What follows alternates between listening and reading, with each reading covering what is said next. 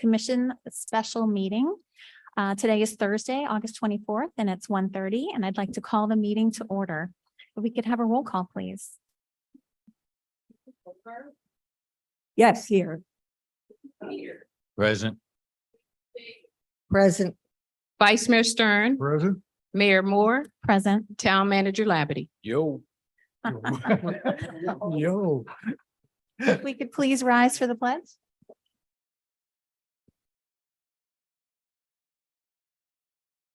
Pledge allegiance to the flag of the United States of America and to the republic for which it stands, one nation, under God, indivisible, with liberty and justice for all.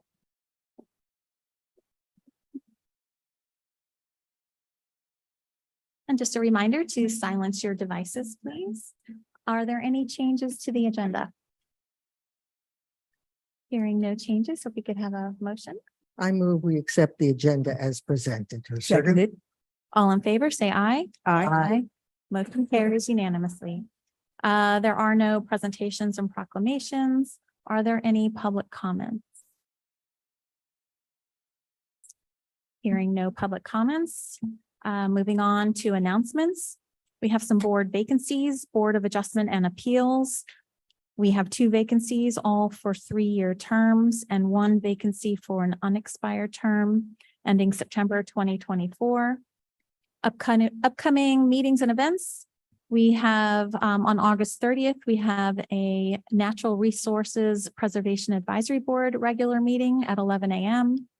On September 4th, 2023, we are recognizing Labor Day and Town Hall is closed. September 5th, 2023 at 1:30 p.m. we have our next Town Commission meeting. And then right after that, same day, September 5th at 5:01 p.m. We have our Town Commission first public hearing for the budget. There are no board action reports, and moving on to ordinances. Item A, ordinance number 2023-002. This is the second reading. It's an ordinance of the Commission of the Town of Highland Beach adopting the current edition of the Florida Fire Prevention Code and providing for local amendments, providing for the repeal of all ordinances in conflict, providing for severability and codification, and providing for an effective date. We had the first reading was August 1st, 2023, and this is the second and final reading. We discussed it at length at that August 1st meeting. I don't know, does anyone else need a presentation on it or any more discussion? I move we adopt ordinance number 2023-002. I second that. Okay, so we need a roll. Or public comment? Or do you want to do public comment now? Sorry. If you want. Okay, I'll call for public comment.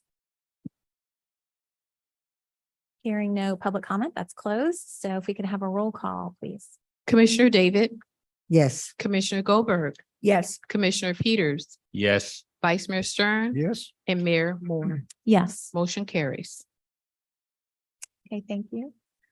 Moving on to the consent agenda. We have no items in the consent agenda. Moving on to unfinished business, fire rescue implementation update. Yeah, there isn't, we don't have a lot of updates to provide to you. There's some financial updates. I think David will get to that in his budget presentation, particularly as it relates to the draws on our $5 million Synovus note. We're going to have to start making those. I think David will get into the details, but we're thinking half of it for an October 1 pull, and then the second at December 1st at our deadline, where we have to pull the rest of those dollars in. So those are our next 2 cash flow moments. An updated cash flow has been provided by Kaufman Lynn. We're working well. We're again procuring a lot of products as a public agency, which does give us the cost advantage of no tax. So we're moving through that process pretty much weekly, moving through a lot of items. We went through the first round of fire captain interviews. I believe those went pretty well. We had some great candidates. So I'm pleased to report that the team has whittled that down to a handful to move forward with the second round, some background checks and the like. Shortly, we will move into, the driver, engineer, and the firefighter paramedic phase. Getting those pulled in quickly. Want to make those decisions pretty quick before Jupiter comes along. So we'll get those in place. Other than that, you see the building, it's going vertical. We got some steel on sitting on in a yard for Kaufman Lynn. So hopefully we get the second floor going. So we should be picking up steam over the next 6 weeks to enclose the structure and then start doing the finishing work on the interior. So everything's moving right along on schedule, on budget. And we're getting some great candidates. So I'm glad our team is starting to fill in, and the next round of leadership will be coming in hopefully, 6 to 8 weeks. We should hopefully have those choices right around that time frame to get the shift captains in and move forward from there. Great, excellent news. Any comments from anyone? No, nothing. Great, thank you for the update. Okay, moving along to item B, the fiscal year 2023-2024 budget update.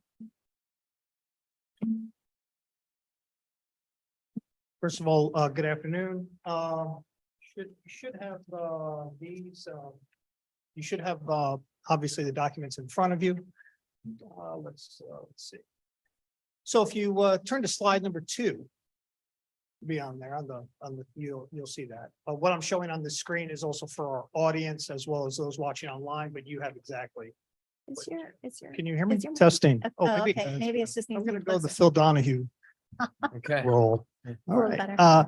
So anyway, thank you. So the first page is, this is just a to remind us of what our 2024 strategic priorities initiatives are. And you can see there that the top one is obviously the fire rescue, and that's the lion's share really of this budget. If we go on to page number 3, this right here, I just want to remind you where we were at in June and what has changed since then. But this is right now for the first 3 or 4 slides. It's more just a refresher. So if you recall, we're maintaining our millage rate at 3.5875. We did recognize the increase in taxable values. We had a reduction on the debt service side millage because we were paying off our debt on that side. Matter of fact, that was $325,000 for this year. Next year, we see another $325,000 come off. So, and I'll show you that in the slides to come. And so, as we had said before, there's no need to pull money from our reserves in the 2024 budget. Matter of fact, and what we'll get into later, is we're going to have a budget surplus. So at the end of the day, we have 3 alternatives that I'd like to share with you and get board feedback as to the direction that you want staff to follow. The biggest thing that changed in our budget from June to now, the biggest thing whatsoever, was our healthcare costs. So when in June, I went into it looking at all the inflation numbers and at first, right, I said, well, man, we're probably going to see a 25% increase. Thankfully, we were able to see a 0 increase, and we'll get into that. One of the next items Eric will share with you.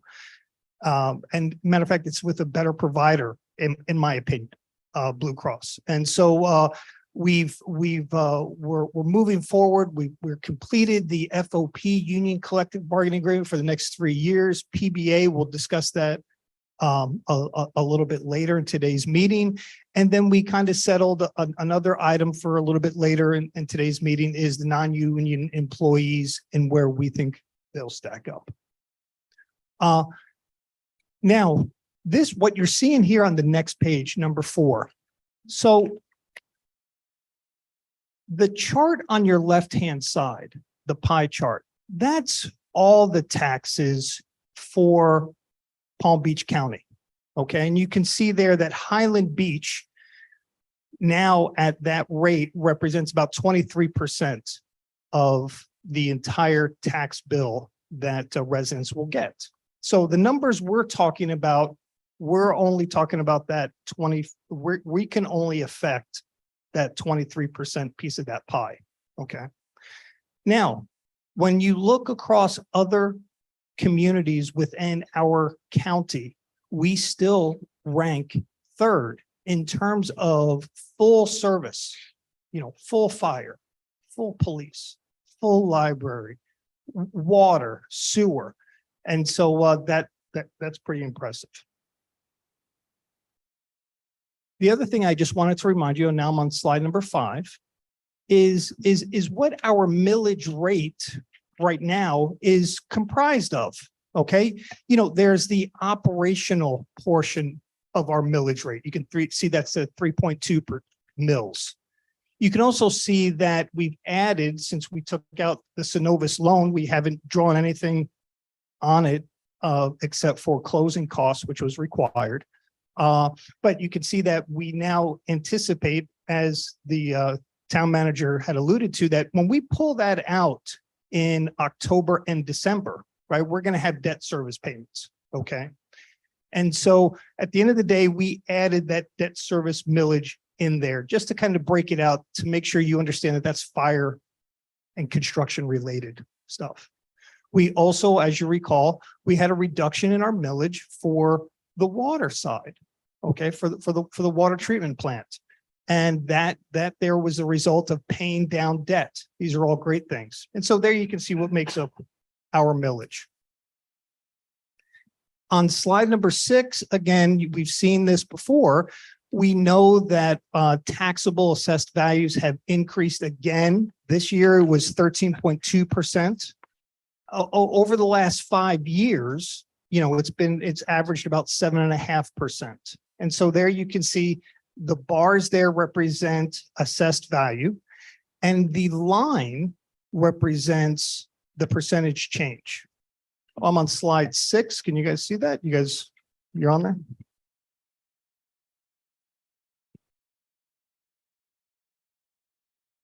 Let's see. Evelyn, are you okay? Okay. So now we're going to look at what's changed. Well, the biggest change from June to now has been what we had anticipated, that 25% for health insurance. And so with that, we've reduced our personnel expenditures, right? Because health insurance is part of that number. And what we've done is we've come up with 3 alternatives of what we can possibly do with the $250,000. I'm on slide number 7. So alternative number 1, right? As planned, we replenish the reserve sinking fund with that additional $250,000 surplus this year. Now, that was our plan when we did our 5-year projection, that's staff's recommendation, and we still feel true to that. Another alternative that we wanted to present to the board was alternative number 2, which was replenish $150,000 of the $250,000 that goes into a sinking fund for reserves, and we lower the ad valorem millage by $100,000. Alternative 3 is we reduce ad valorem, the millage rate, by the $250,000. Now, if we go to the next page, you can see what that does, what that looks like on a graph, right? So what you have here is from 2020 all the way up through our 2024. The last 3 bars, those are alternatives. Like, which one do you want to take? Okay. And so you can see here, alternative 1 keeps our millage rate as planned, keeps it at the 3.5875. Alternative 2 puts $150,000 into the fire department sinking fund and lowers our millage rate from the 3.5875 to 3.5581. Now, what does that $30/million mean? Well, that $30/million that you see there on alternative two is if we lower the millage by that amount, that will save the taxpayers $30 per $1 million of assessed value. That's what that represents. Same thing with alternative number three. If we reduce the millage from the 3.5875 to the 3.5140, that will save the taxpayers approximately $74 per $1 million of assessed value.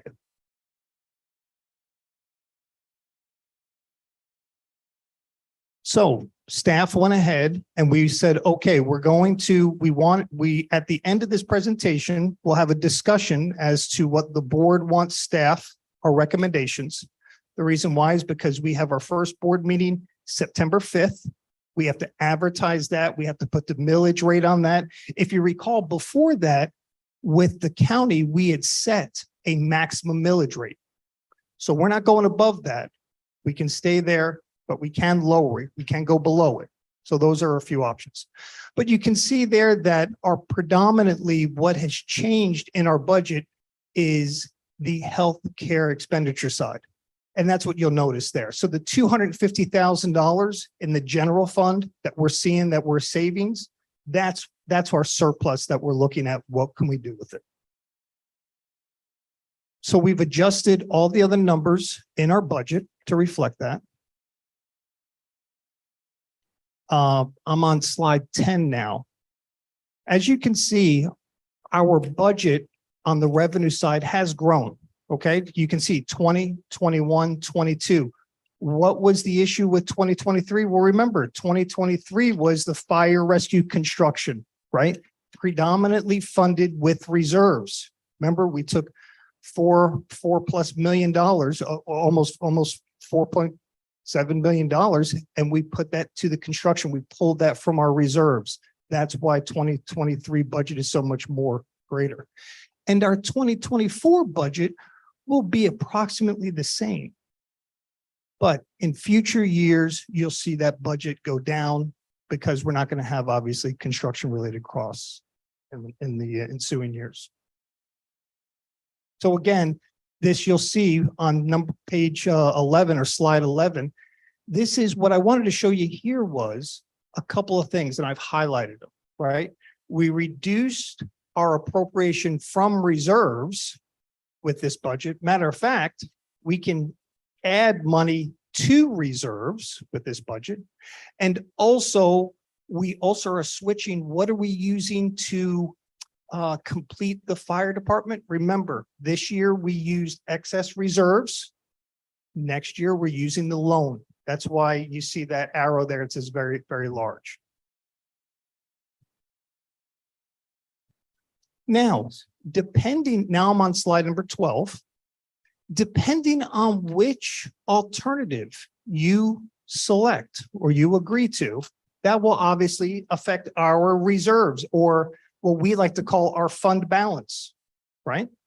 And so you can see that, okay, under alternative number one, you know, the $250,000 will represent about 4% of our total fund balance.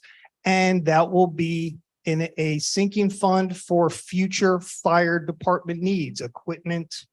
We'll begin to build that up for when we do have to buy another piece of large equipment, fire truck or what have you. Alternative two, if you remember, we lower the millage a little bit, but we're only putting $150,000 into that reserve. And alternative three is we're just going to lower the millage to wipe away that entire $250,000 surplus, and nothing goes into reserves. Staff is still recommending alternative one, but we did want to just show you some likely alternatives. Discretionary tax. So we're done on the general fund side of the presentation. Discretionary sales tax, not much has changed here. Remember, discretionary sales tax, that's that tax dollars that come from the state of Florida that we can use as improvements to our infrastructure. It's restricted. But these right here are the projects that we had planned that coincide with our strategic priorities that we saw in the first slide. If we go to the building department, I'm on slide number now 14. The building department, because of the savings that we had in health insurance, right? We were able to allocate about $18,000. We looked and we said, you know what, if we keep health insurance the same, that'll equate to about an $18,000 savings.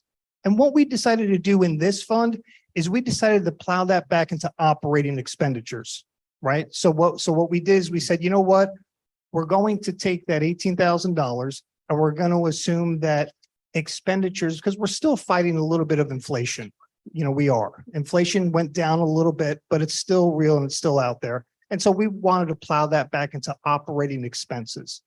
But we were able to provide 5 to 6.5% for a cost of a COLA, cost of living adjustments to those employees in that fund. The revenue side, in order to pay for those expenditures, you know, 94% is from obviously charges for services, right? And inspections and permit fees and whatnot. And that we don't see that changing anytime in the near future. What's really helped this fund tremendously, obviously, was that interlocal agreement with Gulfstream and being able to have that revenue come in, offset some of that revenue with a contractor type of relationship to provide the inspection services, right? As revenues go down, their expense also goes down, and we're able to maintain our department. But you can see here, this department here grew at about 2.4%. What is the fund balance going to be? The fund balance in our estimate is going to be, you know what, we're going to have a surplus, you know, of dollars there. And that's on slide 16. But if you go back, what we're also doing, and I forgot to mention on this slide number 14, remember when we had discussed the fact that we are going to transfer an additional $150,000 from the building fund to the general fund. And what that's going to cover? That's going to cover our fire marshal community risk reduction program that you will be providing to our citizens here. It's a much more enhanced system. We're going to have the staff to do it. And so how do you cover that cost? We're going to cover that cost from the building department.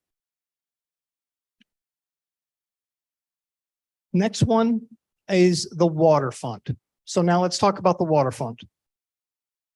The main drivers here, and I'm on slide number 17, the main drivers here on the water fund, as you can see, is we do still recommend the 8% increase, which is about $243 plus estimated consumption based on our 5-year forecast.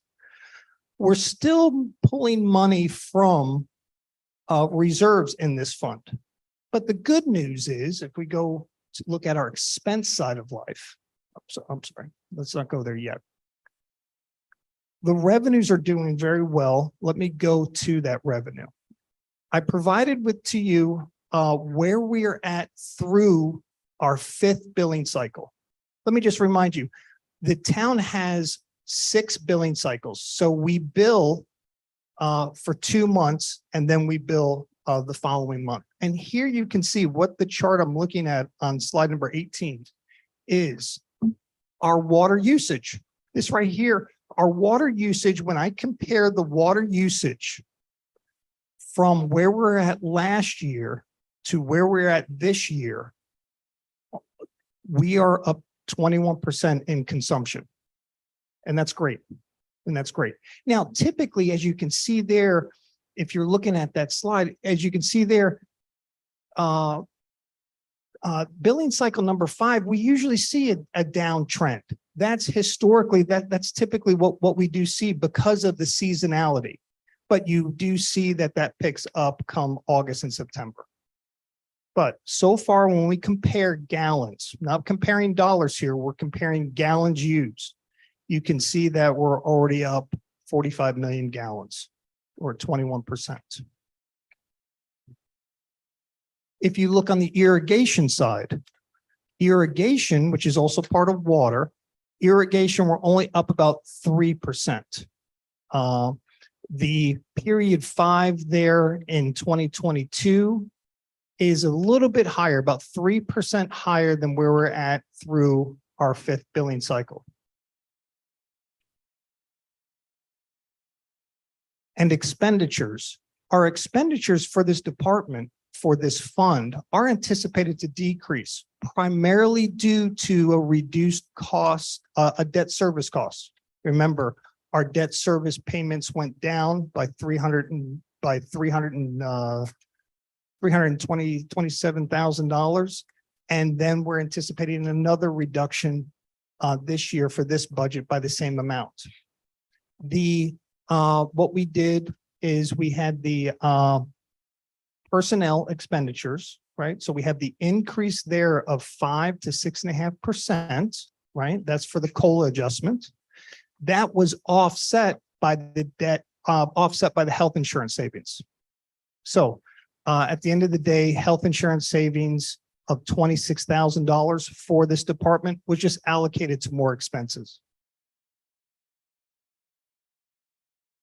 This right here is a reminder, this slide here, number 21. This is just a reminder of where our debt service balances will be. You can see there that in 2023, it's the same.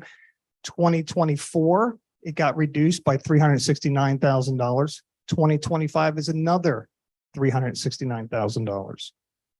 And September 5th at our public hearing, we will have the public hearing to discuss with the community as well as the board about the rate increase.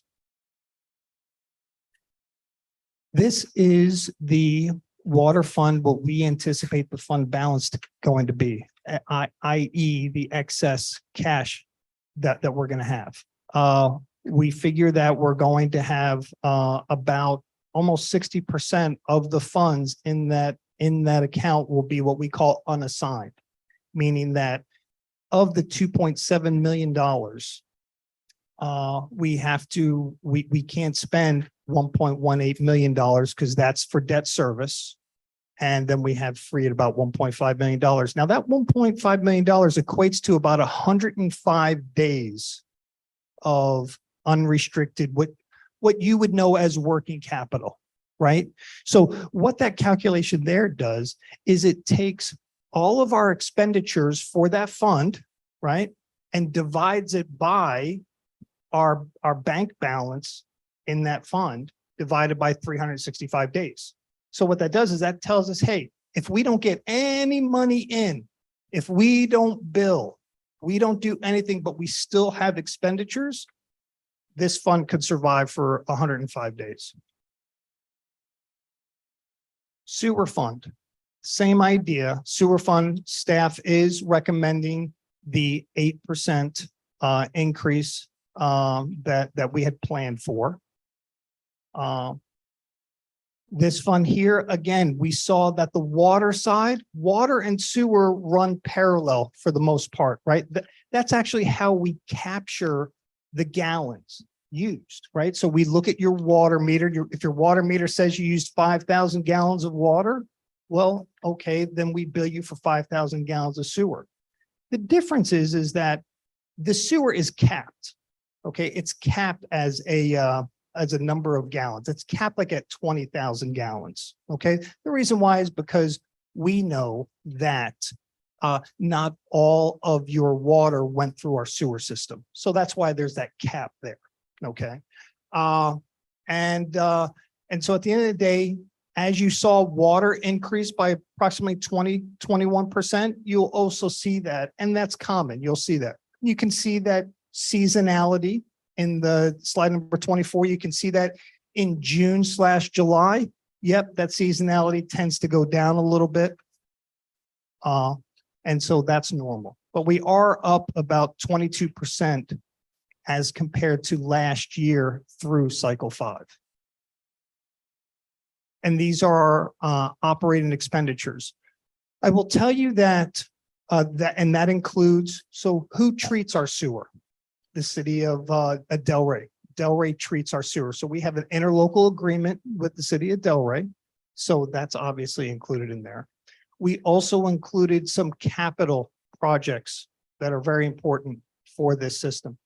The lift stations and the other apparatuses, it's a very corrosive in nature, right? The lift stations, the panel boxes, just because of what we're dealing with is very corrosive. So it typically costs a little bit more in terms of capital outlay for a sewer system.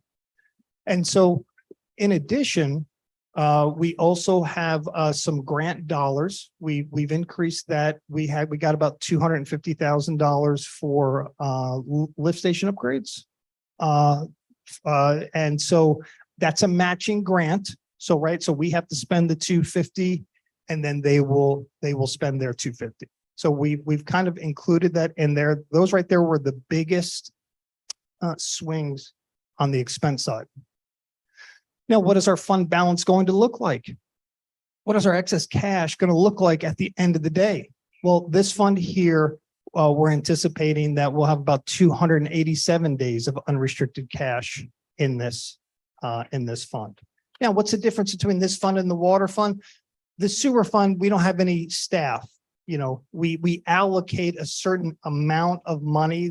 Since we have a water fund, the sewer fund sends over a little bit of money because we have water operators who are also doing sewer related work. And so what staff does is we allocate money from the sewer fund over to the water fund to recognize that. But right now it still is healthy, but we still have some major relining projects in the near future, but we want to tackle those. They are on our radar, but we want to tackle those after we get done with the fire rescue. So at the end, our budget is right now, our preliminary, our proposed budget based on what your decisions are going to be. Right now, we're $30,796,710. And staff is really looking for a recommendation for the general fund as to what alternative we would like to do for alternative 1, 2, or 3 with the millage and excess surplus. I know that was a lot. What does our next budget calendar look like? When's the next time we're going to be talking about this? We're going to be talking about this on September 5th. And then the first reading. And then we're also going to be talking about it at the end, September 21st. But I have to advertise. 20th. Sorry, September 20th. Typo. I have to have advertisements go out. I've got to have advertisements go out 15 days in advance of that 20th deadline. So at the end of the day, staff is looking for some feedback as to where the board would like to go with that estimated $250,000 surplus. So I guess my suggestion is let's discuss the alternatives first, and then if we have any other questions about the budget, let's do that after we've decided the alternative. Does that make, is that good with you? Is that good with you guys? Let's discuss the alternatives first. Yes. And get that nailed down and then ask any other additional questions. Okay, you want to start? You want to go ahead, Commissioner Stern? Go ahead.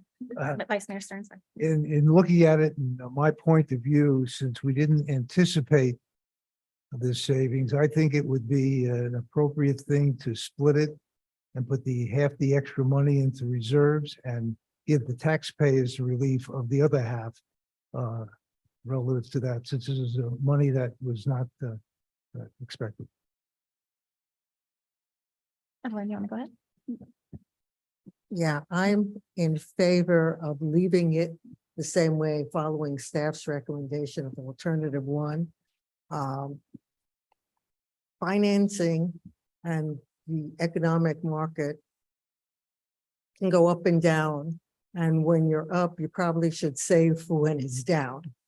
Number 1. And number 2, at the very worst, we can take that excess and prepay parts of our loan, which means in the long run, we will pay less interest because it goes dollar to dollar against principal, as opposed to in the beginning of a loan, it's mostly interest.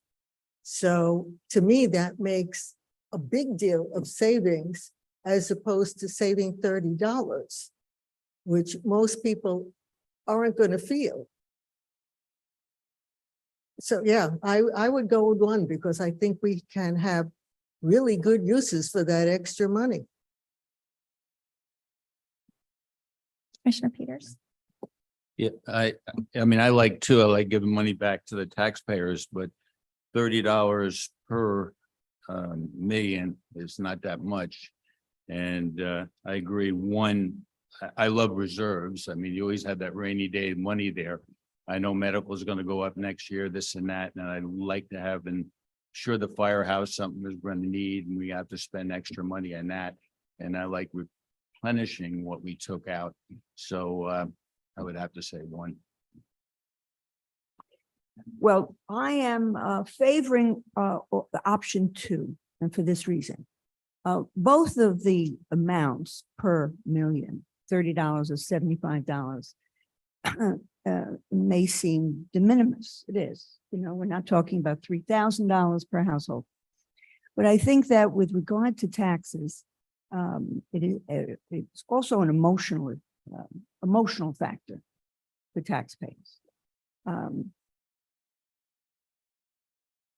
And in lieu of the fact that there has been significant savings, I thank you for your hard work and your team. And there is a surplus. We see that the debt service of over $300,000 is being made every year, which is excellent. So I think that everything considered, that option 2 is favorable from my point of view. Okay, thank you. So my initial reaction to this was to put it in reserves. And then I thought about it some more and I was remembering how quickly I forget. When we did all this water analysis, the intent was to actually reduce the tax rates a little bit to offset the increase in the water rates. So actually going from 2021 to 2022, we reduced the millage by 1% with the intent of, for some people, it actually offset their increase in water bills. So interestingly enough, alternative number 2 does almost exactly the same thing. It drops the millage rate 0.8%, about 1%. So it's about the same decrease we had last year. So I guess that's kind of what makes me in favor of alternative 2 is it is consistent with my idea or, you know, the commission's idea at the time, you know, the recommended thought when we increased water rates was there would be a little bit of an offset in the millage for the increase in water rates. So, and then the other thing I'll point out is, and I guess maybe I'll start with a question. What was the addition to surplus for the current fiscal year that we're about to close out? What is your projection of the addition to surplus? Right now, as far as through July, right? Through July, it looks like it's around 100,000. Oh, okay, so we're about on track. Right, Okay. but at the end of the day, you know, you have August and September. So, Do you have a projection for those 2 months? I don't have projections in here. We're still in the phone. But, you know, but right now, the good news is that I'm not foreseeing that we're going to have to pull. But at the end of the day, you know, we came from a time when it used to be a capital. that we would add to surplus, right? That's what I mean. I'm kind of used to. I was kind of hoping you were going to say that. Battle inflation, right? You know, that's the part that, David, microphone. That's the part, thank you, Mr. Microphone. That's the part that we see, shrinking, you know, that is the hidden cost of the inflation, right? Is that, and so right now, you know, if, gun to my head, I would say it's between 0 and 100,000, but a lot of that depends on, capital that, you know, I had assumed that we're going to spend all the capital that we're going to have in there. So, but, and we We're won't, not going but, to spend it all. right. So, but that's my best guess prediction at this day. I think. Okay, so that's a little bit of a concern. I guess I was hoping you're going to say 500,000 again, to be honest. Because that's what it has been the last few years, Yeah, is the yeah. projection was we were actually going to take from reserves, but then we ended up Right. adding to reserves. Right. And so you can see here on slide number 12, right? I think it's the 5th line there, surplus/deficit for 2023. Right now, you know, right now, my best prediction through July, you know, so I have 10 months of data and I'm pushing that forward. I'm saying, okay, that's going to be about, we're looking at when I, you know, I only have 2 more months to go. But when I look at it, so it's going to be between 0 and 100 and, you know, 110,000. So. Oh, okay, so that's kind of going against what I was saying, because I would guess I was hoping you were going to say another 500,000. And so we've had a few years of adding 500,000 Right. to general fund, but now this year's different. And that is what contributed to my initial reaction of not reducing the millage rate, because we are in a year of flux, Yeah, right? Next sure. year, more than any year, right? Because we are going to be starting the fire department, like it, you know, just looking at what we're doing this year, you know, we're being hit hard by inflation. We've got some major changes coming up. Right. And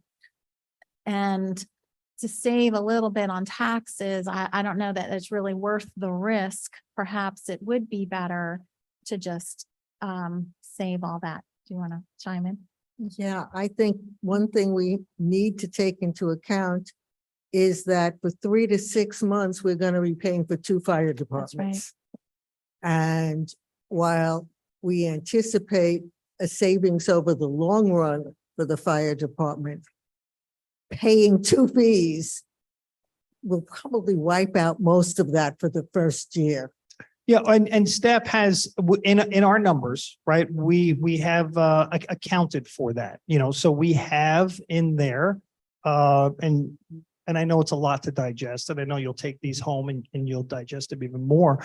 But yeah, so staff, we have accounted for, right? That's why, you know, that's why this is such an interesting time, right? So that's why we can sit here, we can, when we look at slide number 10 there, right? You can see 20, 21, 22, that was our estimated budget, right? Between 10 and $15 million, we settled about $12 million. Well, right now, you know, you can see what the large increase is, and that's that transition period, right? It's construction, it's pulling from reserves, it's maintaining 2 fire departments as we bring on another 24 or 26 FTEs. So staff has accounted for that in our 2024 budget. That's why I can't wait till 2025 to kind of see where this dust settles at. You know what I mean? And, you know, and our fund balance, you know, if you look at, you know, we're going to have 34% of our money in budget stabilization, right? We're going to have 34% of our reserves in disaster recovery. You know, so, you know, yeah, no, it's a good decision. I can see that. Staff, if you were to ask staff, yeah, we like more reserves because I'm a little bit better than the weatherman, but at the end of the day, you know, yeah, so yeah, but we staff and the town manager wanted to show you just some options because we had such a great health savings. I So, think I have- that if we look at disasters in other places. Yeah. That reserves is gone in a blink of an eye. And you can't wait for reimbursement from the federal government or the state because you could be waiting 10 years to Yeah. get that back. yes, And you've got to pay for everything now. When they come to pick up the trash on the street, they don't want an IOU. you're right. So, I mean, I just remember a town manager from one of the towns up north who thought he had great reserves. And one hurricane came through and they're still playing catch up, and this is 5 or 6 years later. So I don't want to be in that position if we can help it. Plus, if the economy drops, I don't want to then start asking for increases in a bad economy. I'd rather keep it the same without increasing it in a good economy so that we can prepare for a bad economy, that we don't have to hit people with an increase when money is tight. I have a question. If I may, Oh, let's assume that the money forthcoming from Del Rey, that adjustment as a result of the audit, resolves itself over the next term. Is there any estimation, assumption of what we're talking about there in dollars? No, we're still kind of waiting to hear from the state auditor general. David and I made our conclusions and had those verified by 2 other CPAs. And But what was- until we get that number and see where it shakes out, it's hard to tell. It's bigger than 0, but it's hard. We can't put that in the bank just yet. And when it does come in, where would it go? I will bring it to you all, of course, but then I would probably ask you to assign it similarly to a sinking fund. If it was for overpayment of fire, it'd be good to put back into fire. And if the number comes out as the belief or the estimates that David and I have, it would put the fire department in a very healthy condition over the next probably 30 years. As far as anticipating those large apparatus acquisitions that you have to look at over time. Luckily for us, we're not a high mileage community or high hours, right? We use go by hours. So our equipment will last longer, but we're gonna be taking on some older equipment starting in May. Mhm. And that has lots of hours. So, we might have a piece of equipment that I'm thinking more the rescue gets kind of burned out the quickest. So that's kind of the next big expenditure you guys could see within the next near term, within 5 years. So are we looking at several $100,000? Mhm. Okay. Yep. Okay. if I may. My point of view is, first of all, I was going to bring up exactly what Judy brought up, because that is going to help us financially, whatever that number is. Secondly, a number of weeks ago, when we put the initial budget together, best guess, in putting the numbers together, which really has not changed very much, was we had a nice, strong budget. Guess for the following year. Now we got this wonderful negotiation surprise. My point of view is, no matter what the number is, part of that number should go right back to the taxpayer. I think we have that obligation. Add one thing. I don't believe in spending my money till it's in my pocket. And there is a vast difference between having somebody say you are owed this and actually collecting it. And in fact, it may cost us to collect it if we have to sue them. So I don't want to count on that, because you don't know where it's going to wind up and you don't know how long it's going to take to get it. It could be 3-4 years down the road if it goes to court. We don't have that. Well, that's an assumption you're making, and I'd like to take a different point of view. I think in my discussions, and I'll give you my comments later, I think that Del Rey is very anxious to bring this thing to a conclusion, and the people that I've talked to, and I'll bring that up in my report. So I understand what you're saying. I can't disagree with it. However, I think it's much more in favor of it coming to a very quick conclusion.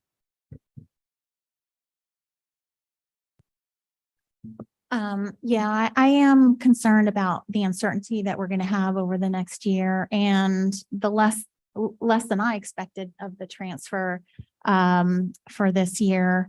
I do think we have some good news in the years ahead of us. Hopefully we'll have a lot of savings from the fire department, but unfortunately it's not this year. It's in future years. I still think inflation is a big question mark. I mean, we're moving in the right direction, but I don't know that we're really there yet. So we could have some more surprises and increased costs than we currently are budgeting for. So,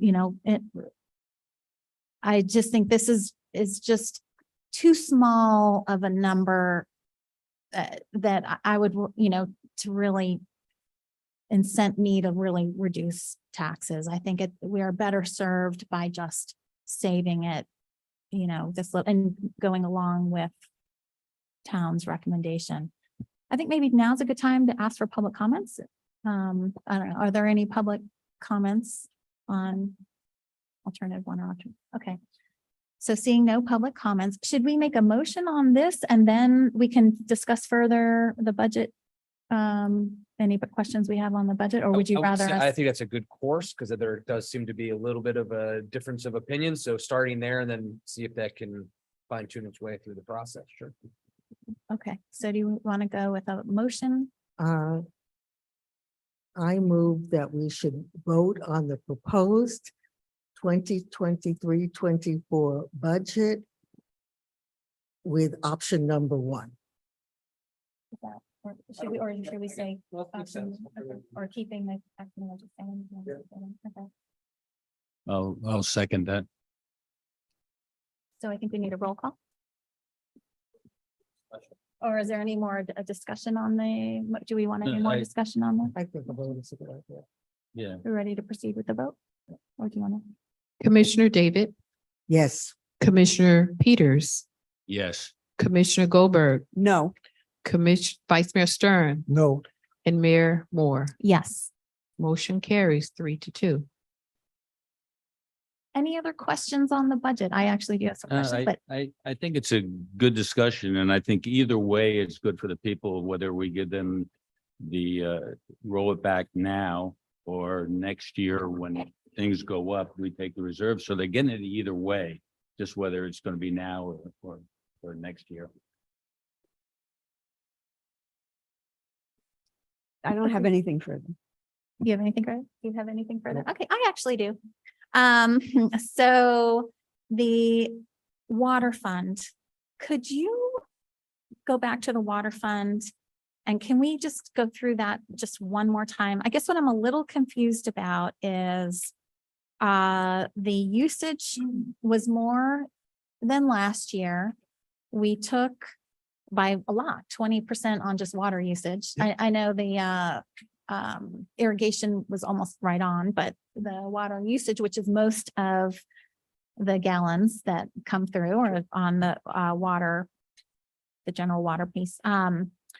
So that went up over 20%. And I know it's only 5 of the 6 bills. We haven't had the last bill. I guess I'm a little confused on, can we go to the revenue? So charges for service, we had a 10% increase in revenue, Yeah. right? Right, from when you compare, right, column C, column C to column A. Okay, so we went for, last year, we did what, an 8% increase? I think, Yeah, I think it was. yeah, I probably should have had that and I apologize. I think that's Yeah, what we did, yeah. I think you're right. I should right. know that off the top right. of my head, but I think it was an 8%. So the revenues we received were more than expected. Yep. The investment is more than we expected. We So- transferred over what we were planning to transfer over.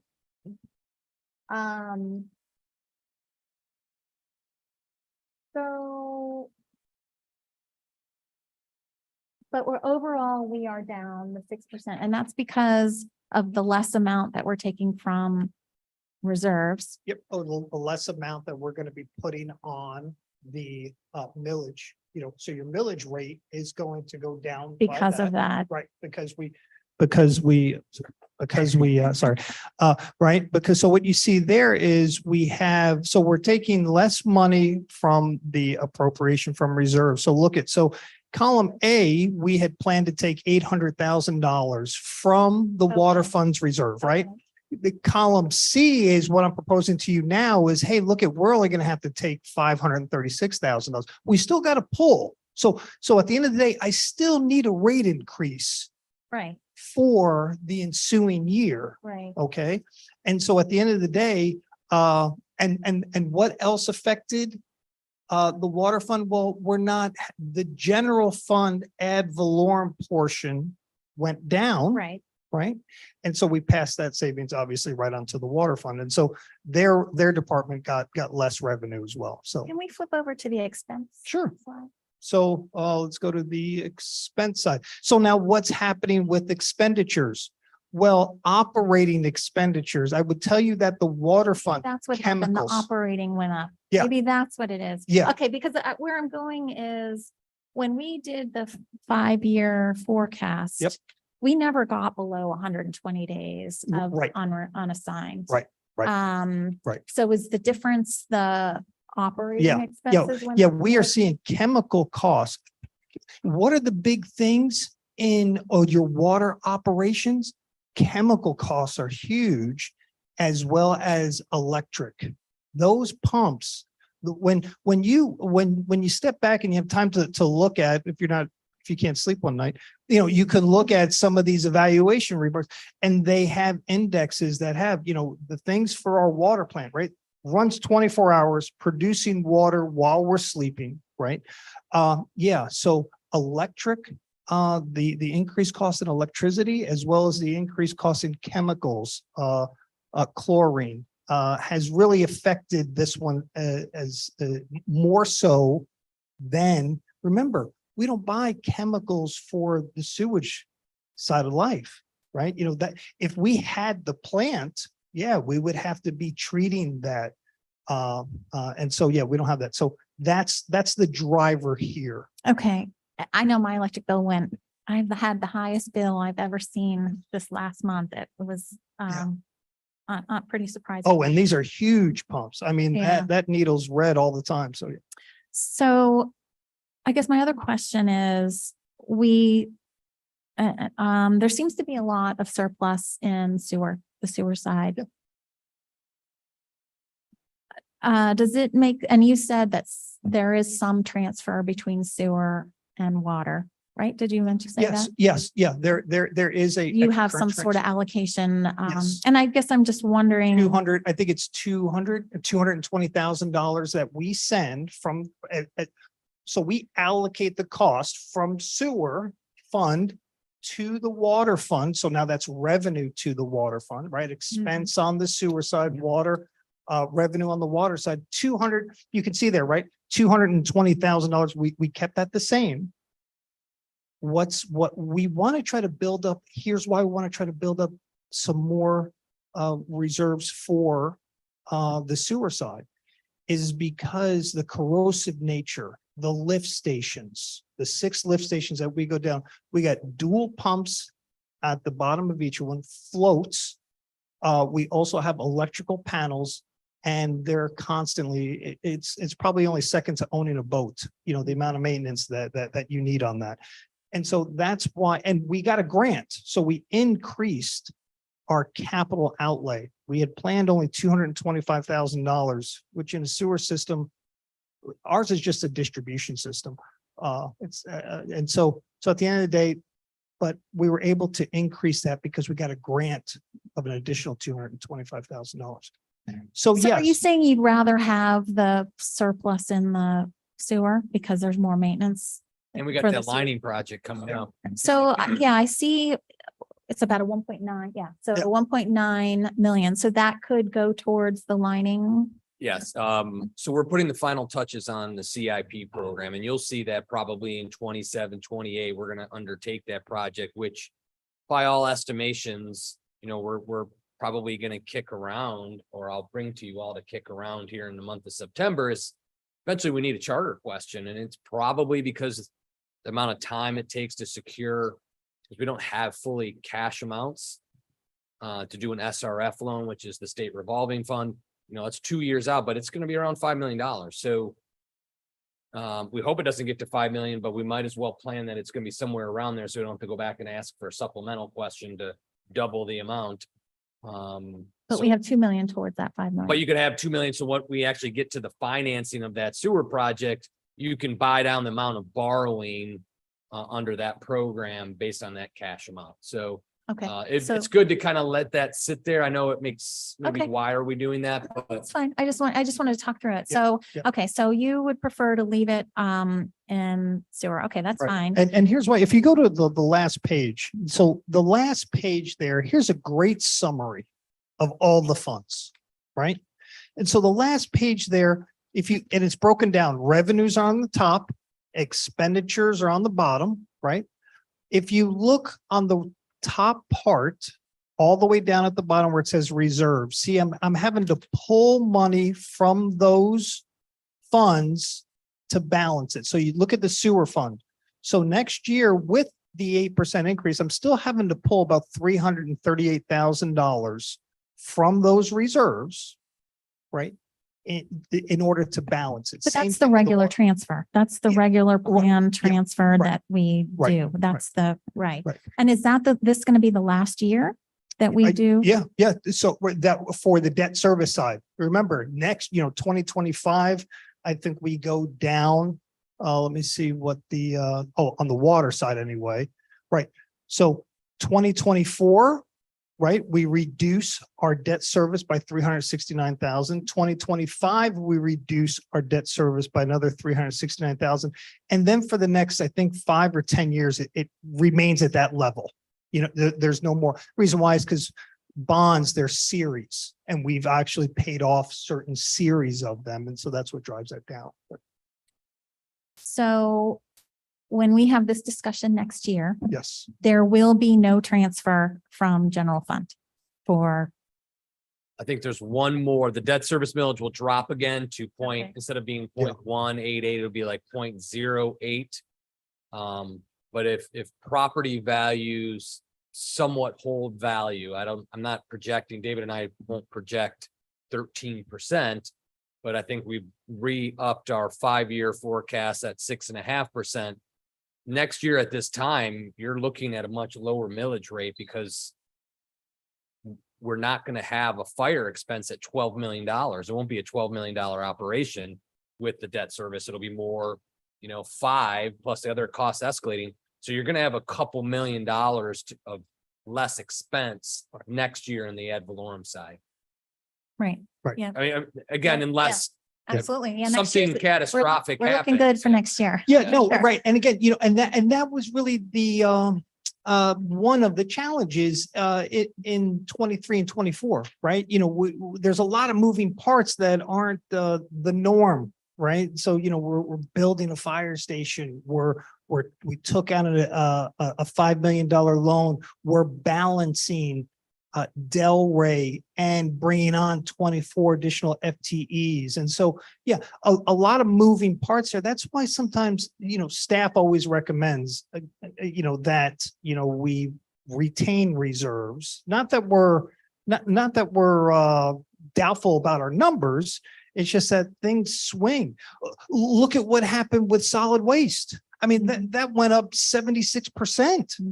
And that was just the nature of what happens. And so, but at the end of the day, we are anticipating this time next year, right? The debt service, part of the millage, right? We had a reduction, right? Already went down, but you can see that reduction went down.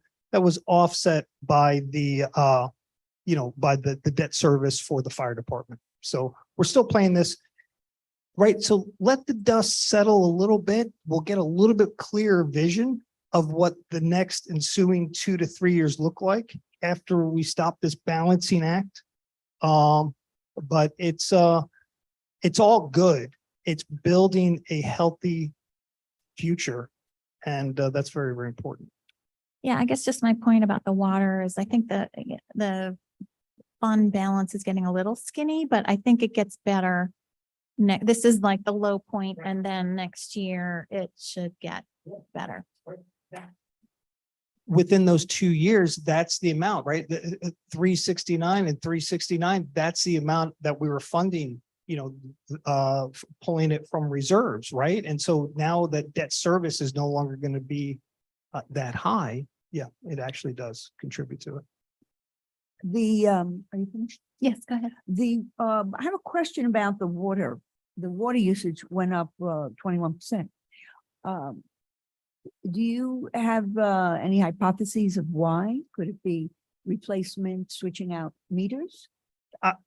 I'm a big advocate of a meter replacement program. The reason why is it's the cash register, right? And not that though, but we have data from Siemens and other white papers that actually show that over time, after 5 years, a meter does lose 1% accuracy. And so, yeah, having a great a meter changeout program, and a great one is what the AWWA, the American Water Works Association, what they recommend is about 10% per year. So you rank your meters by age, you go down and you replace them. It's a capital cost, right? But it pays in the future. And Is so, that what attributed to the Yes. great increase? in my opinion, because we have been changing out, especially when you have major condos. I mean, I want you to understand something. When you're looking at the gallons, you have to add 3 more zeros to that. That's how much water is flowing through. So when you look at 30,000, 40,000, that's 40 million gallons. So that's how much water is flowing through. So it is tremendous. Do we still have a lot more changeover to do? Yeah, we identify them. We have a program in place. We've added a meter changeout program to our CIP. And absolutely, the best course of action is that. And it's fair amongst all users. So actually the on the revenue side, that could very well increase significantly as we change over to newer ones. Yeah, it could, right. But it's a constant, Yeah. it's a constant program. Yeah. We'll always. be You doing won't that. see that, you'll spend the money. Let's just say a big meter costs $30,000. Let's just say that, okay? And again, ours come in at $2 and change per 1,000 gallons. I can't buy 1,000 M&Ms for $2, okay? But at the end of the day, that's the rate. And so, right. And so so you spend the $30,000 and then it kind of trickles in. So, right. Do we have, besides the 250,000 of the grants that's been applied, is there any other money from grants or awards or anything else still sitting somewhere? And if We so, also where? get, we get a $19,000 for street lights. I don't know who that's through, but thank you. FDOT we get. So FDOT gives us the money because we're supposed to be maintaining, those street lights, but that's it for now. Okay. So David, our water is going up in usage. So our sewage will go up, right? So that compensates, that's going to cost us more for that. Sewer's capped, especially on the residential side. We only have, I think, one commercial. There is no cap on the commercial side, but it's a very small place, but right. Yeah, that's a good point. Whatever additional usage we get on the water side automatically comes through. And oh, by the way, it doesn't, if you have a separate irrigation meter, right, Right. that is not subject to the sewer. Because we understand that that's not running through the system. But, again, lining the sewer pipes, there's that capital cost that you have to make. And what's the savings in the future? Well, I, which is infiltration. I always forget what the other I is, but anyway, it's infiltrations, salt water, right? The reason why you want to line your sewer pipes is so that we're not sending salt water to Delray and them charging us, right? They charge us by the 1,000 gallons as well. So that's why you have to line your sewer pipes, right? We've all seen a driveway where grass starts to come through, right? Or a sidewalk and branches. Well, that's the same thing going on down below us. And that's why we have to camera them. We have to line them. The reason why is because we don't want to be paying Delray to treat salt water, right? And so that's why if you were to look, AWWA always recommends these things. It's good practice for a healthy utility system. And I think another main reason is breakage, right? Prevent any kind of emergency breakage. As you know, these aging sewer pipes, they scale and they're old. Scale, They're tuberculate, and they start clogging up, and then we have to clear them out, and we chase the backups and chase the breaks. It's expensive. Have we ever cameraed? Yep, we've cambered. I thought we had, They need some work. right, and it was determined Yeah. that they need some work. Any other public comments about the remainder of the budget? So what do we need about, do you need anything else about the budget? We've already made the motion. There's no additional motion that we need to do. So, as David was indicating, our next first budget hearing, official budget hearing, is September 5th. We've added to that, if you recall from the communication I sent out that, our lobbyist would be here. I've sent him a copy of our draft CIP to see, what trees to shake in Tallahassee to hopefully procure some more dollars to assist. That's on the 5th. And then the final budget hearing that has to be noticed, as David was indicating, is on the 20th. And I know that there were some concerns on the 20th, so this would be the time we talk about the 20th. If we want to change that date, today would be the day to change it. After today, it's going to be hard to change the date. And there are some limitations where we can move that 20th date because we cannot have our public hearing the same day as the county or school district. So we could extend later, not earlier. So you can't go to the 19th, but if we needed to change that date, I guess we could look at the 21st that David was excited about earlier, or other future date. Well, if I may, I cannot make it on the 20th, although I'm sure I can zoom in on the 20th. My preference would be the 21st, if that's possible. I'm good with the 21st, if anybody else. Yeah, I'll be on vacation. I'm just trying to think if I can zoom where I'll be. Yeah. So the 20th, 21st doesn't matter either way, I don't think. 21st might be better. I don't know. That's fine with me. Fine with you. And David, you don't have to change the slide. Yeah, There's another benefit. So I was right.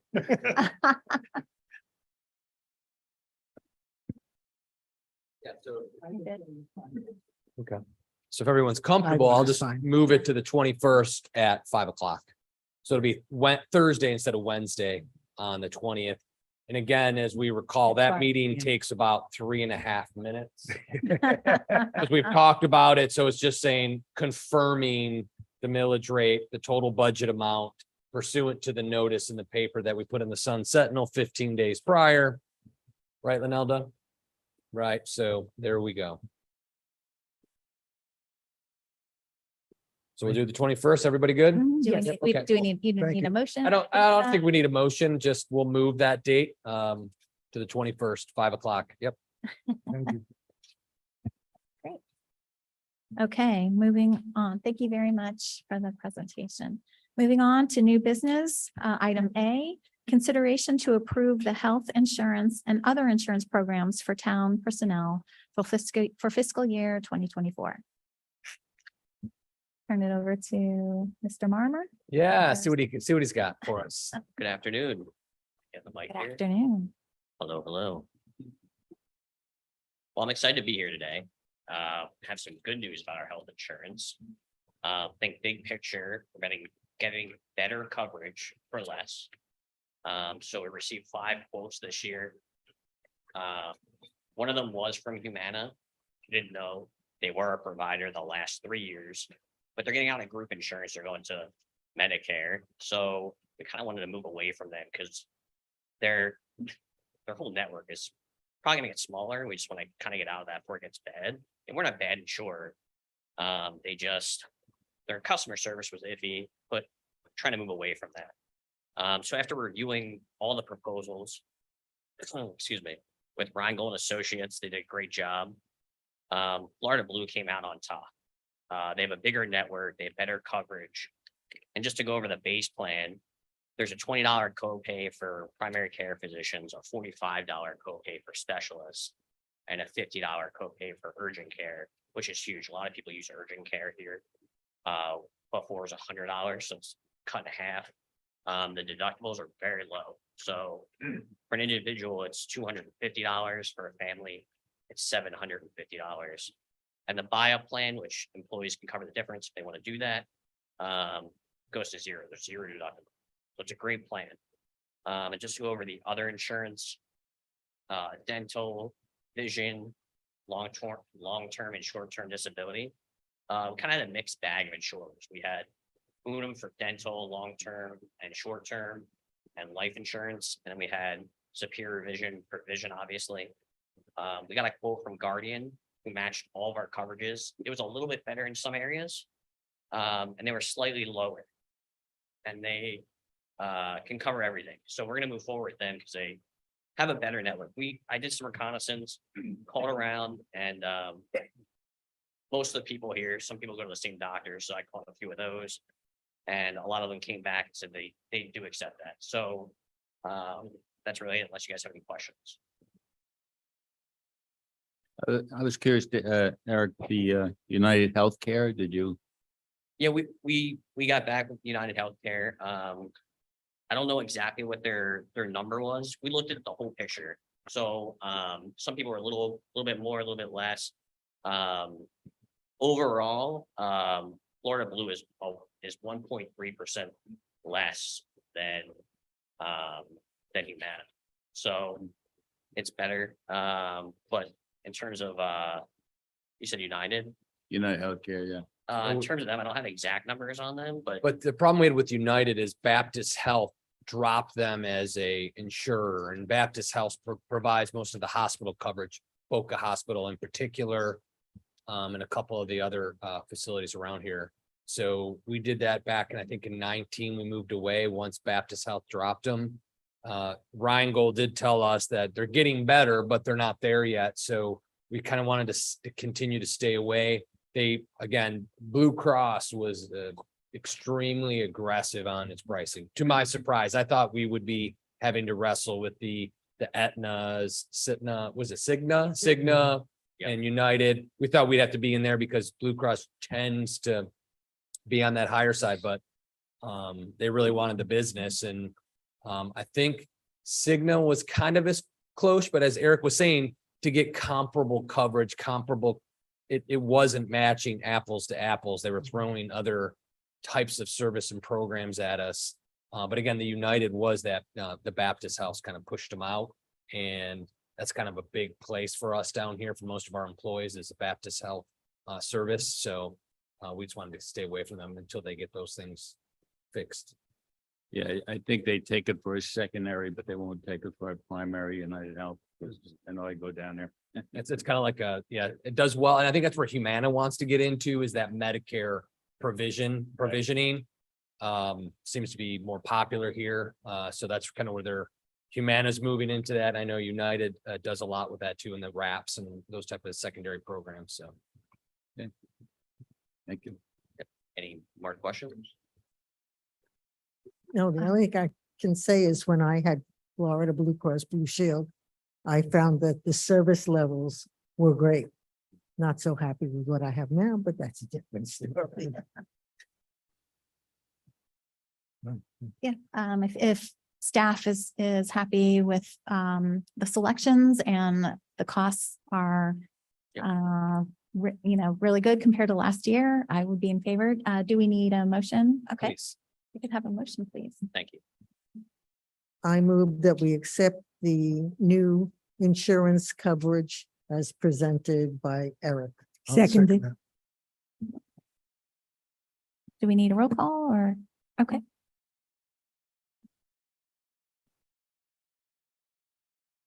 Commissioner David, Yes, Commissioner Goldberg, Yes, Commissioner Peters, Yes. Vice Mayor Stern, Yes, and Mayor Moore. yes, Motion carries.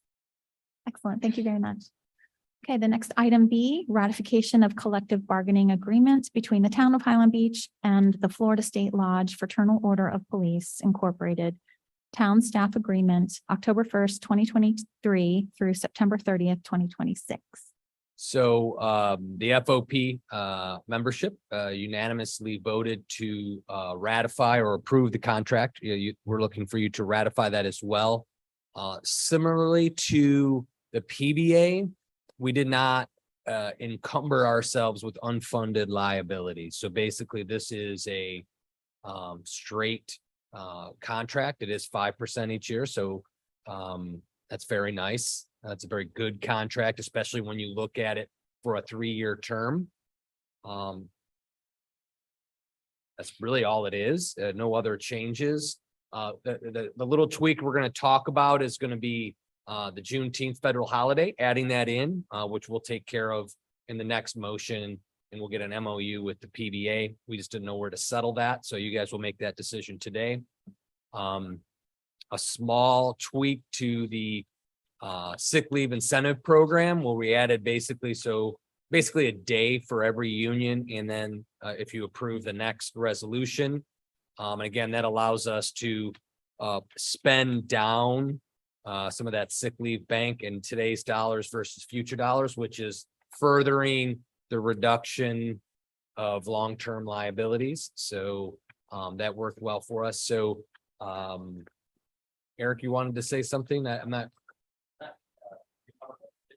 The only other changes, currently we have 3 days for bereavement in town. Oh, yeah. And 5 if you're out of town. And it's kind of got iffy with how they prove that and what that whole process is like. It's kind of weird for that situation. So we just moved it to 5 clear days.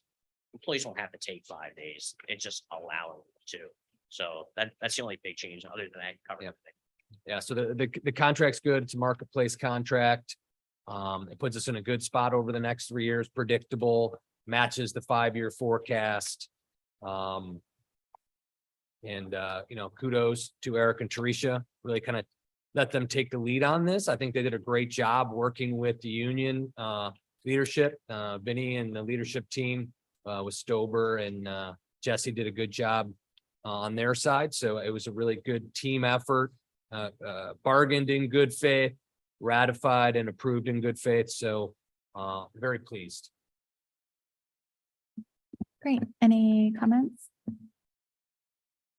It's just one thing. I love the sick leave incentive. I think people should be rewarded always when they're not sick. And I think that's a great item added. Thank you. yeah, I think it's terrific. I just have one quick question. The original write-up on August 24th, it does list June, the holiday, it does list it on here, so why do we need additional? So by ratifying, again, as we recognize, the federal government did add Juneteenth, Emancipation Day on there. The FOP wanted to add it. We didn't have a chance to bring it to you until today. So you'll see that in the secondary resolution, which would amend the personnel manual. And then we would also go to the PBA and add it to their calendar. Again, adding the holidays, about $3,000 of cost for those shift or the folks that have to be here, which would be the water plant operators and our officers. So they get a little bit of a premium pay, but it's not enough to move the needle one way or the other, or look at some other type of reduction to counter. So we're just recognizing that federal holiday because the post office will be closed as well. So I don't have a problem with it. I just, Yeah, I'm in agreement. I think it's, I really like the straightforward nature of it. I like the predictability of it. So I'm in favor. And any public comments on it? Seeing no public comments, if we could have a motion. I move that we ratify the FOP agreement with the town to take effect on October 1st, 2023 through September 30th of 2026. I'll second that motion. Commissioner David, Yes. Vice Mayor Stern, Yes. Commissioner Goldberg, Yes, Commissioner Peters, Yes, and Mayor Moore. Yes. Motion carries. Okay, thank you very much. Moving on to the next item C, resolution number 23-020. A resolution of the Town Commission of the Town of Highland Beach, Florida, adopting a merit increase policy for non-union employees and amending the Town of Highland Beach salary table and providing an effective date. So similar to we do every year, the group of employees, basically your management staff, are not covered by the union, so we do year to year resolutions. So what we have in here this year is the 6.5%. To let you know, that's probably middle or the low side of what all the other communities are doing. As I found some of that out over the last week. Also, but what we're doing is we've added a piece where we would pick a number to adjust the salary tables. We have locked that into the CPI for the Miami West Palm.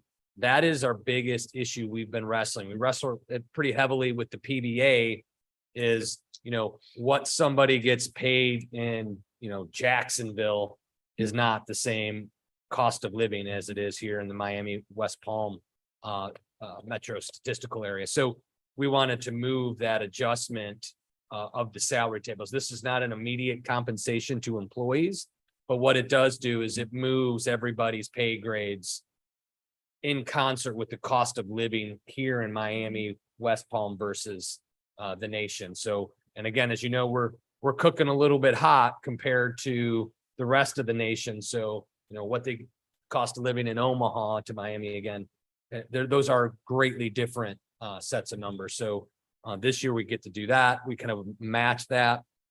And then also what we're looking again is the recognizing the Juneteenth holiday in the personnel manual and the adjustment to that sick leave incentive program. So consistent, again, this is a 1-year obligation. This is not a 3-year contract. And these are year to year for the management staff. So they're tied immediately to every year's budget. what was the, Marshall, what was the prior CPI? Well, the last quarter was about 6.9%. We're guessing the one that's gonna be public. So we're gonna, if we start using this as our benchmark, is to tie it to the September 13th or mid-September reading prior to 12 months. I'm guessing it's gonna come off of that number. They are indicating it's slowing. So you're probably looking, Dave and I think 6.5%-ish. Could be a little bit lower than that, but that's kind of the realm of adjusting the salary tables. Historically, we've done 2 or 3% over the last few years. If you recall, prior to, I think it was 20, was the first time we had adjusted in 12 years. So a little bit of catch up, but now at least we're on the pace and the practice of adjusting the salaries for the area. So that helps with attraction and retention and keeps us on par. Again, our salary tables, I did the adjustments to keep us in that first quartile of, so again, we have a hard time, paying like Boca, so we're not there, but we are paying like similarly situated communities in South. So we're starting to do those type of things. And now this is probably the 4th year. Now we're going to tie that to the Miami cost index for the salary tables. Thank you. Any comments, Commissioner David? No, sounds good to me. I think it's equitable and I think that we want to retain the excellent employees that we have. Commissioner Peters? Commissioner Goldberg, anything else? No, thank you. I think that's the appropriate benchmark to Yeah. use. Yes. Vice Mayor No, Stern? I agree. Yeah, I definitely agree. I think it is important to adjust the salary bands so that, because what can happen is you get people too bunched up towards, the top end, we have people who've been here a while, and if you don't move the salary bands, then they won't get the increases, that they deserve. And I think retention is important. We have excellent staff, and I think that's one of the reasons why things are going so well here in Highland Beach. And I think the alternative of trying to hire someone new and the training, there's a lot of costs associated with that. So I think it's really important. Big thank you to staff. You guys are doing a great job. And so, yes, I'm very much in favor. So if we can have any public comments. Hearing no public comments, can I have a motion? I move that we adopt the merit increase policy for non-union employees and amending the town of Highland Beach salary table for the 1 year. I'll Second. Okay, for the record, that's approving resolution number 2023-020. So Yes. roll call, it's Commissioner David, Yes. Commissioner Goldberg, Yes. Commissioner Peters, Yes. Vice Mayor Stern, Yes, and Mayor Moore. Yes. Motion carries. Thank you. Okay, the next item is the review of our town manager, and I'll take the lead on this. Mr. Labrie, thank you very much. I believe you had another really outstanding year. We highly appreciate your contributions and your dedication to the town and all the achievements that you've made. Your leadership, your achievement towards our strategic plan, and the retention and recruiting of our excellent staff. I think that is also another key piece. And, just to mention some things specifically, the achievements toward our building out of our fire department. It's really, it was a huge Herculean effort, and your leadership on that has really been excellent, including the recruitment of our outstanding fire chief and fire staff. I'm really excited about the staff that we have, and that is attributed to your leadership. The negotiation of the union contracts have gone well and positively, and very straightforward with straightforward results, which is really great. And the retention of our outstanding police chief and police officers and staff I also attribute to you and our Marine unit that is going so well. We received our first ever appropriation for Highland Beach under your leadership, which really is a historical event, considering it's the first time we've ever received them. So I just want to commend you for your excellent leadership, the way you promote professionalism among your staff, and the teamwork among staff is duly noted. Also, I did receive an email specifically in response to in favor of your performance, this year. And just some key pieces are, just recognizing that you truly are an asset for this town, and what a great job that you've done this year. So my recommendation is that we award our town manager the highest merit increase afforded by our employment contract, which is a 10% increase. So I want to let each of our commissioners comment. So first, if we could have Commissioner David, if you want to start. I wholeheartedly agree with everything that the mayor said. And if we could give you more, I would. Yes. I mean, I only know Marshall shortly, but he really is the wheel that turns Highland Beach. Probably bleeds at night, Highland Beach, and probably talks to in his sleep, but he's amazing. I mean, he prepares us, the commission. He never tells us what to do. He just states all the facts and lets us choose. He's great with the help and the people, and he's overseeing the new fire department. And we have a great staff, like I said, with the chief and all the department heads here. And I definitely, he deserves that. If we give you more, I wouldn't be the same. Thank you. Commissioner Goldberg. Yes, well, I'd like to thank you very much. As a newcomer on the board this year, it has been a pleasure being here and serving the town. And I just want to commend you. The achievements of this board are only enhanced by your governance and your guidance and your support of the commission.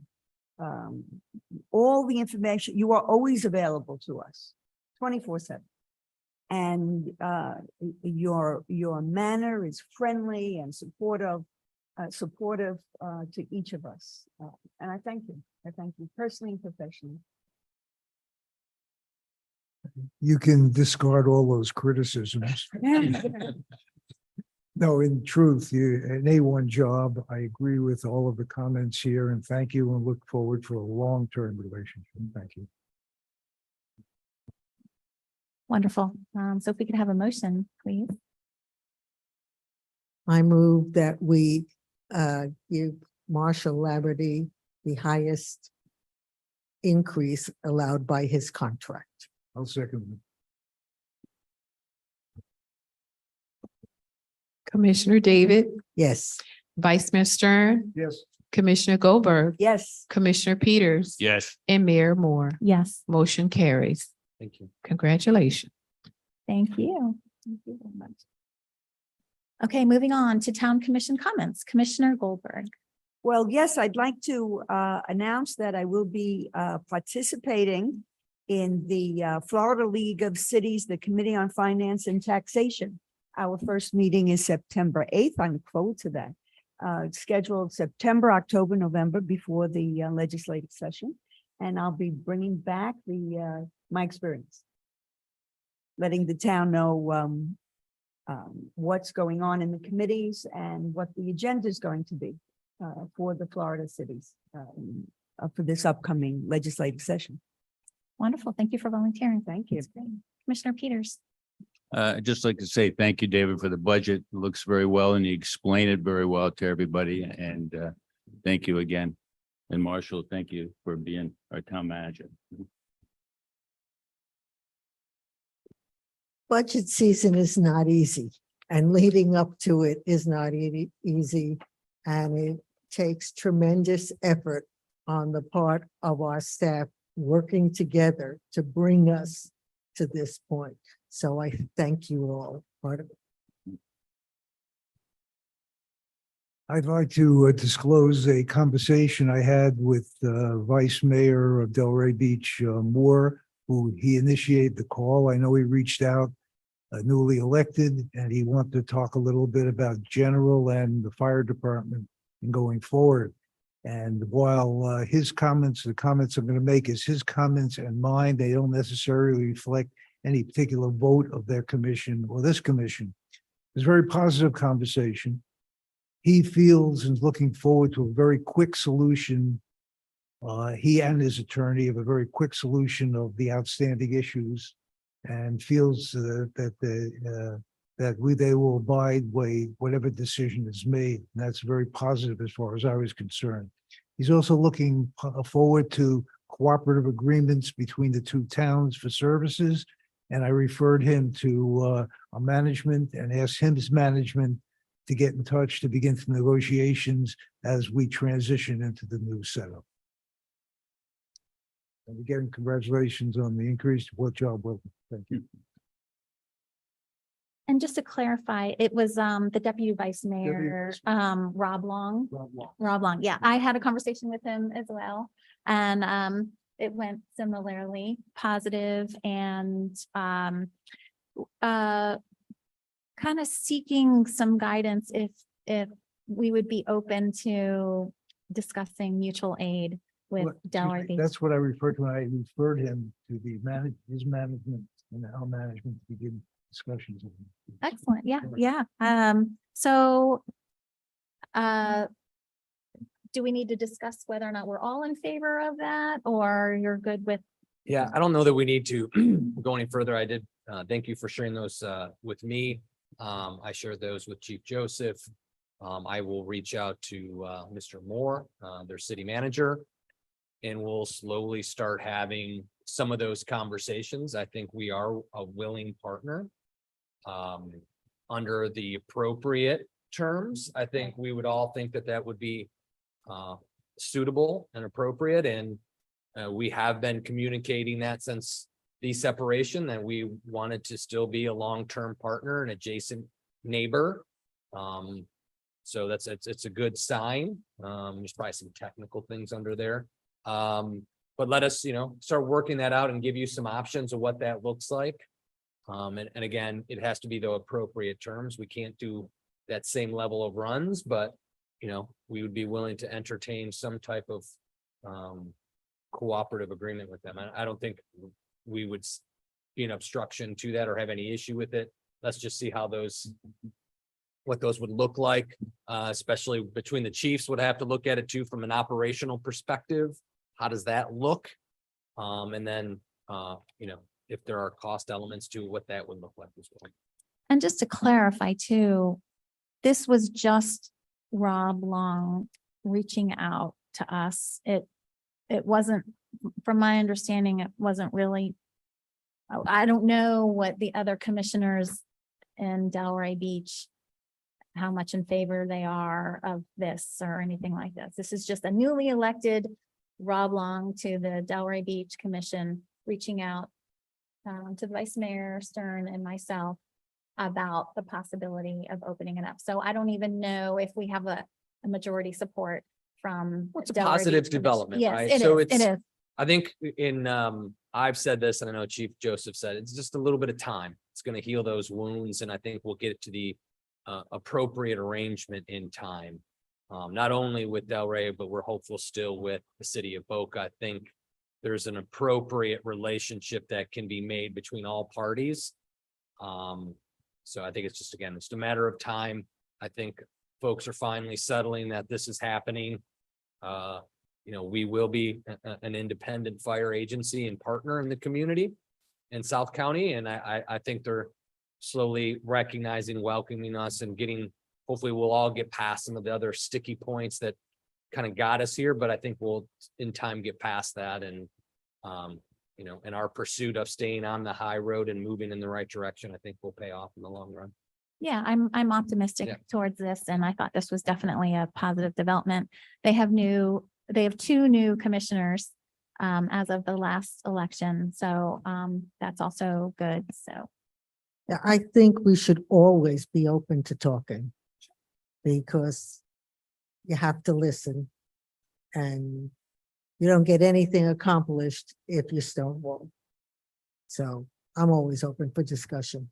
That's great. And I think the spirit of this commission also is we want to be a good neighbor, right? We have always taken that approach. So I think that's something, else about our mission is to be a good neighbor. So.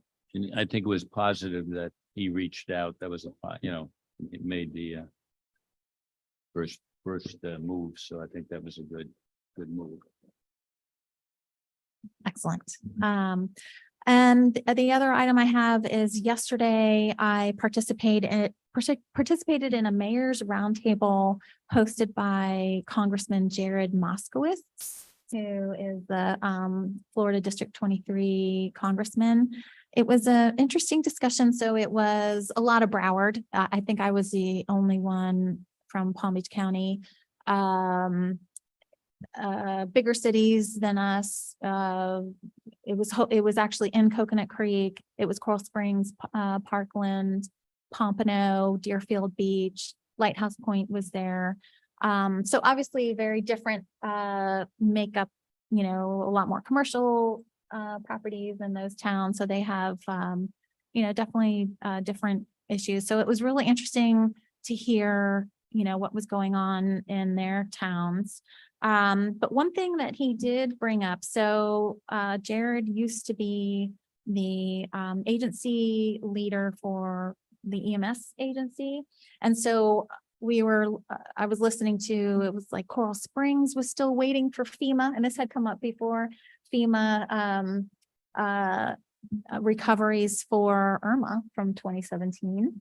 They hadn't been paid everything that they were hoping to get. And Lighthouse Point was actually waiting for another 34,000 for FEMA. And so, because Jared was asking what could he help, the different municipalities with. So, that is a very realistic thing that happens with FEMA. There's a long delay. And the one thing that he recommended was, so we already have debris removal contracts, correct, with contractors. So when a storm comes through, they're already in place. But the second thing that he recommended was to have a technical assistance vendor, and to get that type of contract in place. And that type of contract, what they do is they oversee all the paperwork, and they have already established relationships with FEMA. And apparently that is a big component of getting the full reimbursement as quickly as possible. And he said that when you do seek reimbursement from FEMA, that the costs associated with these technical assistance vendors, that is reimbursable. That's also a reimbursable cost. So I thought that I had never heard of that before. Nice little cottage industry. This sounds like. I know, but he warned against, like, you're tempted to just have staff deal with FEMA, but they don't, but it's hard to know all the paperwork requirements, and especially the relationships with the FEMA people. And he said that would be your best course of action to get reimbursement as quickly as possible. So I thought that was a good tidbit. They also left us with an appropriation request form. So if we have any federal that we, he said he would help us out with them, but I don't know, hopefully I'll pass this along and. We'll aim bigger this time. We're going Yeah. to Federal. We're going Washington. federal. And that's all I had. Town manager. Lot of good work here today. We've kind of settled everything on the budget. Again, I continue to be humbled and very grateful to be of service to you all. It really is. It gets me every time when we do this. I was excited last year when you gave me a 4-year extension. I'm hoping to be here for the long haul till the end. I know it's not something common with town managers and city management for longer stays, but we can continue to buck that trend here in Highland Beach and create that stability and long-term vision as we move forward. Again, committed to this 3 miles of paradise, which every day when I drive in, it truly is 3 miles of paradise. So thank you kindly for all of your support and allowing me to lead this organization, allow me to get the great folks we have here in the room and throughout the organization in place and move it forward.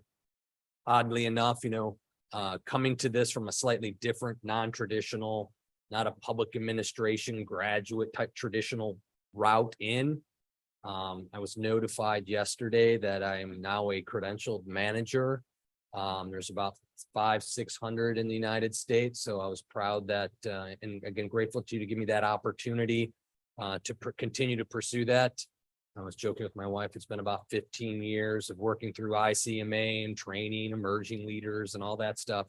But it did come to fruition this year. So I'm excited to get that little acronym after your name. It's kind of wonky to say it, but you kind of work your whole life kind of to get that. And it finally happened. So it's kind of a double blessing this year. So again, thank you. I'm here for you, continue to be, will be. So thank you again for the opportunity. Really grateful. Thank you. Thank you.